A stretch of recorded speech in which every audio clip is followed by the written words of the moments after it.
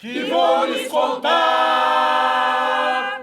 O trono de Tebas fora disputado pelos dois filhos de Édipo, Meneceu e Polinices. Esse confronto gerou o fim trágico de ambos.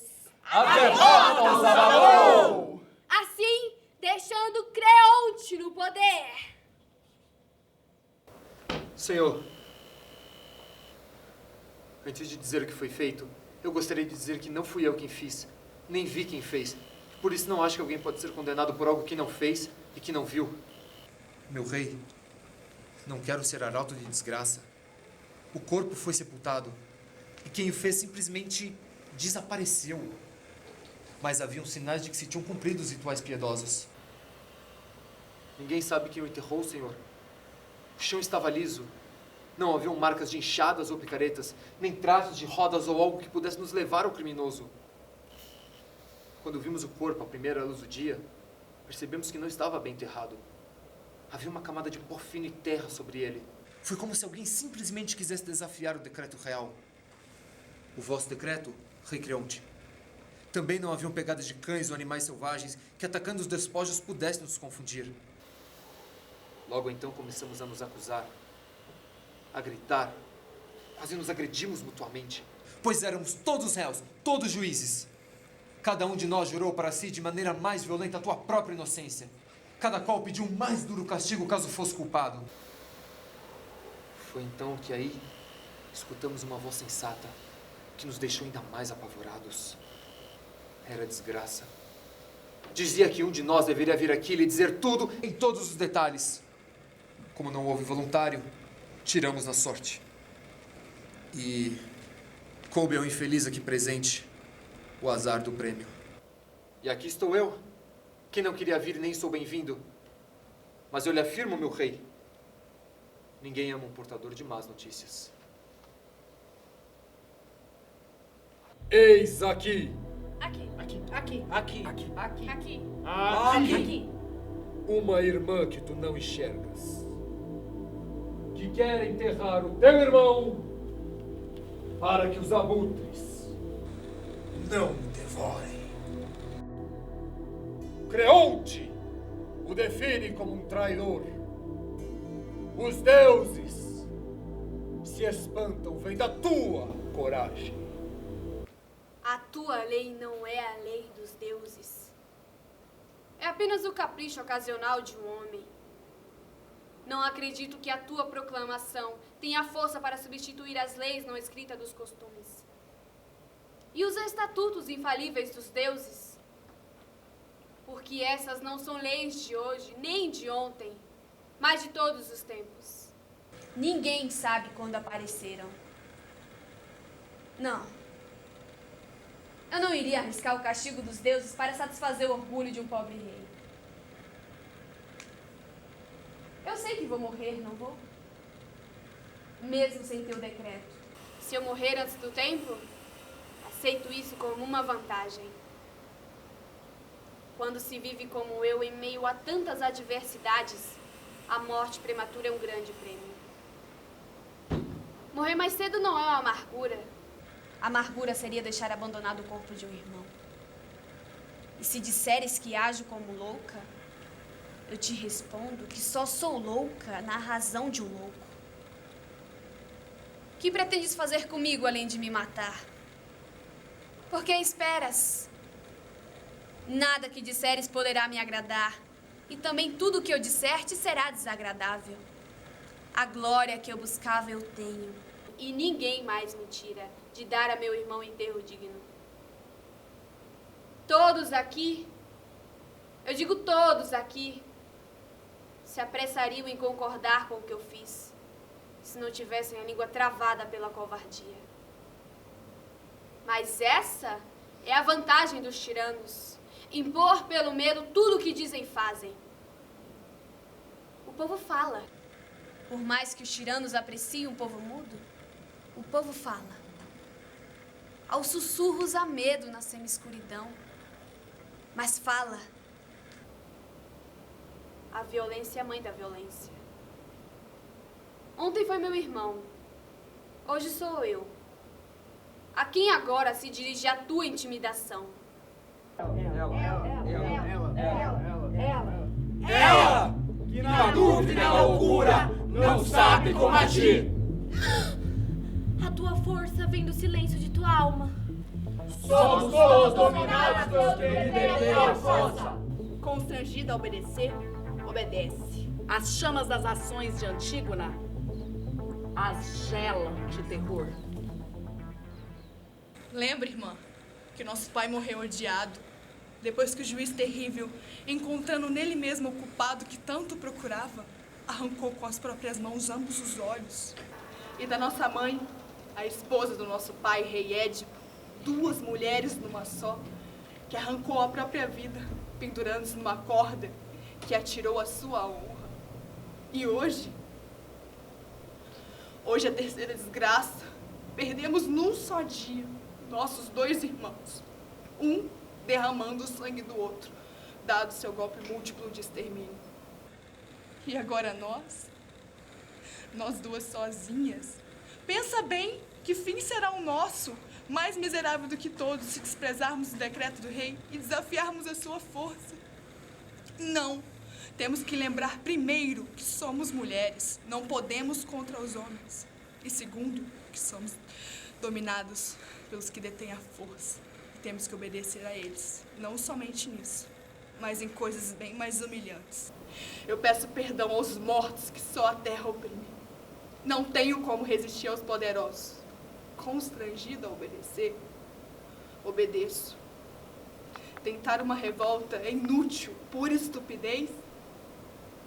Vai, irmã infeliz, não tenho tua coragem nem tua indignação e fico aqui, morrendo de temor por ti. Pelo menos, esconde bem tua intenção, não diga nada a ninguém. Se ainda mereço alguma confiança, eu também não direi nada. As chamas da tua loucura, Antígona, me gelam de terror. Felizes os que não provaram o gosto da aflição. Desgraçada a casa que os deuses escolheram para atormentar. Porque os que moram nela Pagam para sempre a escolha fatal. Aprendi que na vida, as decisões mais difíceis são as que mais se amesquinham quando cedem. A dureza do ferro se dissolve com o calor do fogo e basta um palmo de freio para domar um cavalo selvagem. Não há espaço para orgulho no peito de um escravo. Há os que mandam e há os que obedecem. Ela já tinha demonstrado sua insolência desafiando as minhas leis. Não satisfeita, exibe orgulho maior se glorificando do feito. Não sou mais homem. E ela, o homem, se eu a deixar impune. Apesar de ter sido gerada pelo ventre da minha própria irmã, está mais próxima de mim, do meu sangue, do que todos esses que veneram os Zeus no meu altar. Nem ela, nem a irmã ficarão impunes, porque eu sei que a outra também está envolvida no crime. Tragam-na aqui. Tragam-na aqui. Mas acabei de vê-la ali dentro, correndo feito louca, fora de si. É comum que almas fracas sejam possuídas por uma convicção inabalável, tramando na sombra o seu crime. Surpreendidas, porém, caem em desespero. Não sei o que é mais forte dentro de mim. O meu ódio por essas criaturas ou o meu desprezo por aqueles que tentam tramar e glorificar o seu crime. A guerra sanguinária de Tebas e suas reviravoltas. Filho da tirania, aprisionado por uma paixão. Pai! Pai! Pai, a maior virtude do homem é o raciocínio. Eu sei que eu não tenho a capacidade, e muito menos a audácia, de questionar a sensatez do que tu me disseste. Mas eu posso te garantir que existem outras opiniões igualmente sensatas. O senhor provavelmente não vai gostar de ouvir isso, mas, pro meu saber e também o do senhor, procuro entender tudo o que se diz contra nosso reino. Faço isso não só como parte do meu ofício de soldado, mas também como parte da minha lealdade como pai soberano. Pois a ti, pai, nenhum homem teria coragem de te dizer o que murmuram nas sombras e nas esquinas. Que nenhuma mulher jamais mereceu destino menos cruel. Morte tão infamante. Antígona, por não querer que seu irmão seja devorado pelos cães e pelos abutres, merecia ser coroada, carregada em celebração, vestida numa túnica de ouro. Essas são as palavras que correm pelo seu reino, pai. Para mim não interessa nada além do seu bem-estar. Então, se eu estou te falando o que eu ouvi, é que eu quero que o senhor entenda que para o mesmo assunto há mais de uma versão.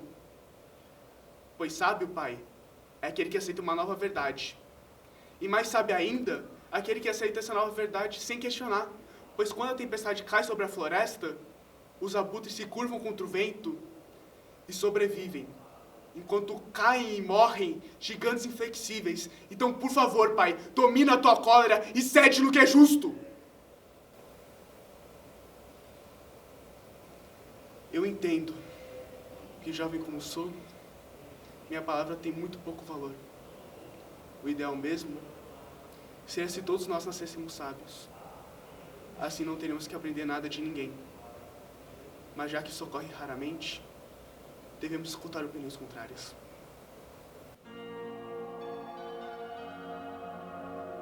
Através do fogo, os deuses o chamam, pois tu és o nosso representante. Todos sabem que és tu a doença que nos ataca. Um tumulto de ódio vai se erguer contra ti, Creonte!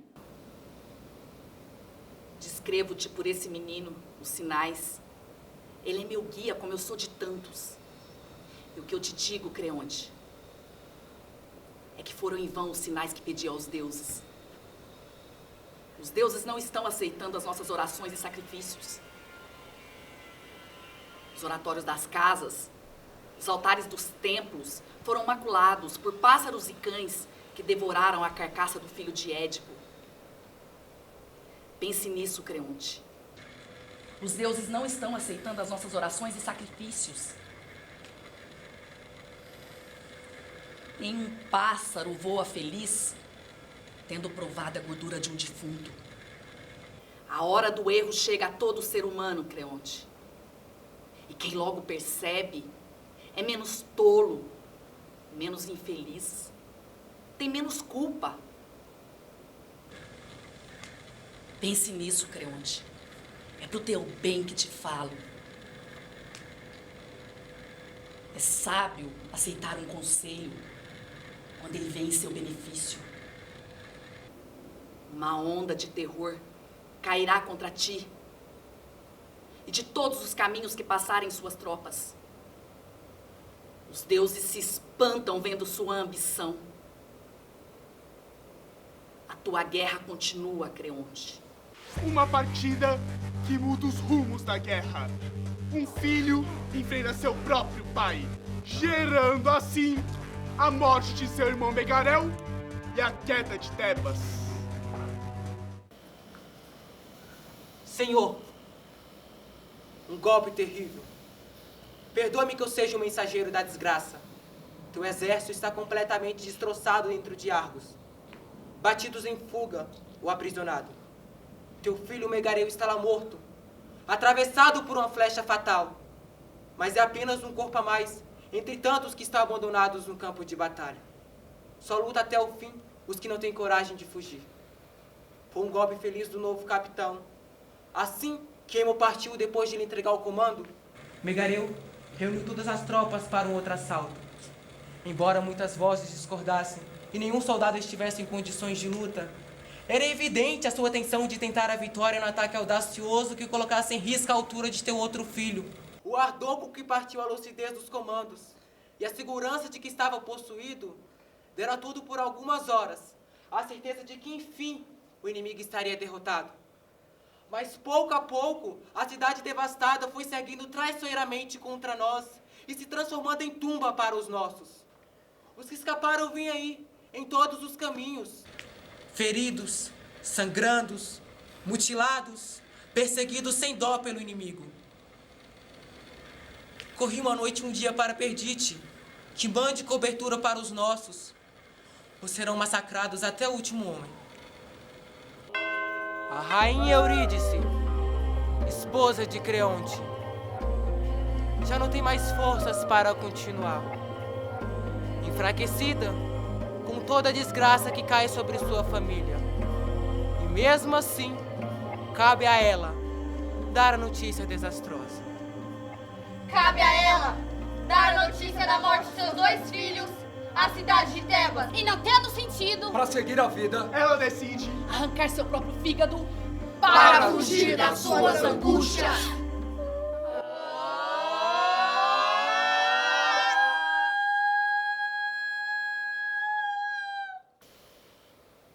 Povo de Tebas, amigos desta casa, quando me dirigia para o altar de Palas, ouvi algumas das palavras que pronunciaram. Mas já enfraquecida pela morte recente de meu filho Megareu, não resisti ao terror de mais uma desgraça. Agora que estava mais calma, soube da notícia que Creonte esteve até as regiões desertas em que jazia Polinices, ou os restos podres e dilacerados daquilo que ainda ontem sorria com esse nome. Lavaram seu corpo com a consagrada e juntaram aqui e ali alguns gravetos, respeitosamente incinerados aos restos do morto e seus poucos pertences. As cinzas, enfim, foram dadas à terra e sobre elas foi um túmulo modesto. Partiram então da câmara nupcial de Antígona, onde a donzela esperava a morte empregada viva. Mas alguém que ia na frente escutou um gemido de um homem vindo da masmorra e veio apavorado avisar o rei. Quando se aproximaram, o clamor, saindo das pedras, se tornou ainda mais confuso, enquanto o rei gemia e gaguejava angustiado. Desgraçado de mim, 1000 vezes desgraçado se o que preciso foi verdade. Essa é a voz de meu filho. Ou Deus engana meus ouvidos. Depressa, servidores fiéis. Entre depressa. Se alguém passou, vocês também passam. Afastando um pouco mais a pedra com o penhasco do rei que parecia louco. E na parte mais profunda do sepulcro descobriram Antígona, enforcada no laço feito com o próprio véu. Hemon, meu filho, abraçava Antígona pela cintura. Chorava, amor perdido, culpava o pai como assassino. Ainda soube que Creonte, na dor do pai, ignorando o filho do amante, perguntou aos soluços: meu filho, que cegueira é essa? Ficaste louco? Venha comigo, eu te imploro. Hemon não respondeu. Olhou com um olhar gelado, cuspindo na cara, ao mesmo tempo que no ataque feroz atirava um golpe de espada contra ele. Errando o golpe e vendo Creonte correr apavorado, Hemon jogou todo o peso do corpo contra a espada, que atravessou sinistramente, lado a lado. Moribundo, ainda abraçava Antígona com os braços frouxos. No espasmo da morte lançava um jato de sangue, o rosto pálido da morta. Morto, abraçando a morto. Lá ficaram. A vida é curta. E um erro? Traz um erro. Desafiar o destino? e depois Tudo é destino. A felicidade se aprende com sabedoria. É com sabedoria? É com sabedoria. Com sabedoria. Mas a sabedoria só se aprende no infortúnio.